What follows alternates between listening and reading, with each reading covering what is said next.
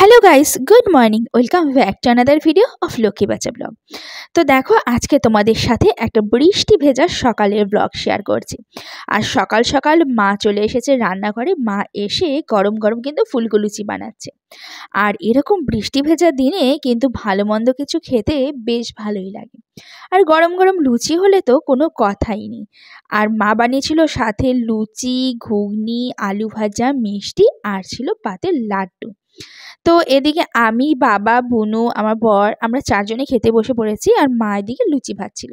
আর দেখো না, মা লুচি ভাজতে ভাজতে জিজ্ঞেস করলো যে কারোর লাগবে নাকি। যেই দেখছে ব্লগ চলছিল, মা তো লজ্জা পেয়েই চলে গেছে।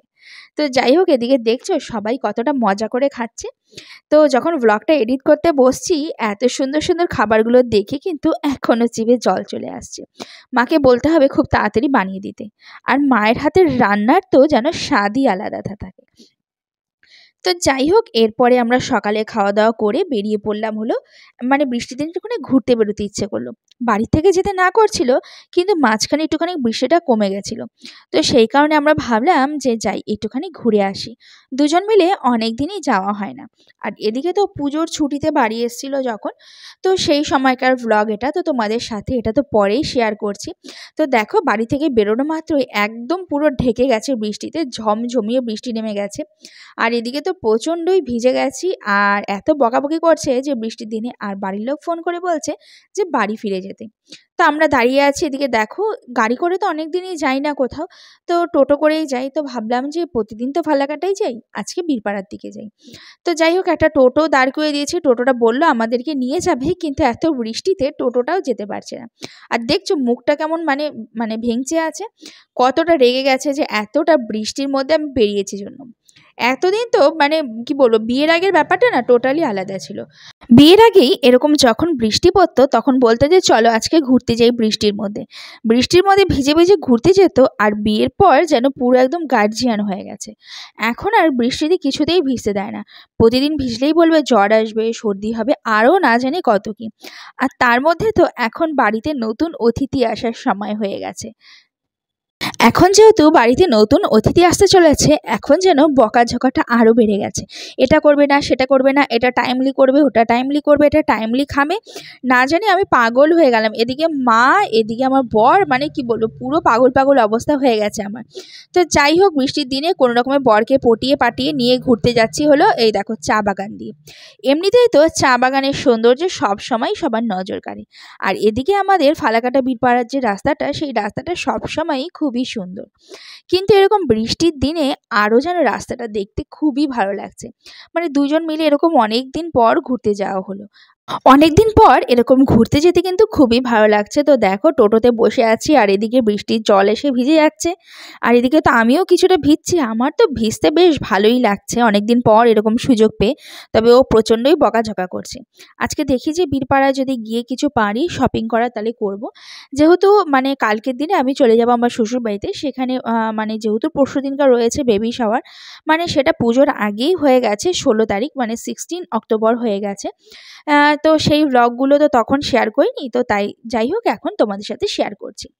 তো কিছু কিছু যতদিন না পর্যন্ত যে কোনো প্রোগ্রাম শেষ না হয়, ততদিন পর্যন্ত শপিংটা লেগেই থাকে। আর নতুন অতিথি যেহেতু এখন আমাদের বাড়িতে আসতে চলেছে, তো সেই কারণে সবাই কিন্তু খুবই খুশি। তো সেই বেবি শাওয়ারের ব্লগগুলো আমি তোমাদের সাথে শেয়ার করব। তো আশা করি সেগুলো তোমাদের খুবই ভালো লাগবে। তো দেখো, বৃষ্টিটা এখন অনেকটাই থেমে গেছে। তো থেমে যাওয়ার পর চারদিকে কিন্তু গাছপালাগুলো বেশ সুন্দর, একদম চকচক করছে। ঘুরতে যেতে কি না ভালো লাগছে। আর এদিকে সমানে বাড়ির থেকে ফোন করছে যে যাতে আমার ঠান্ডা না লাগে। কি বলবো, যে সবাই বলে না যে কি বলবো, আসলের থেকে সুদের মান বেশি, ওই আমার অবস্থা হয়েছে তাই। এতদিন কিন্তু কোনো ব্যাপার ছিল না। এখন যেহেতু আমাদের পুচকু আসতে চলেছে, তো সেই কারণে এখন সবার আরও নজরদারি যেন বেড়ে গেছে।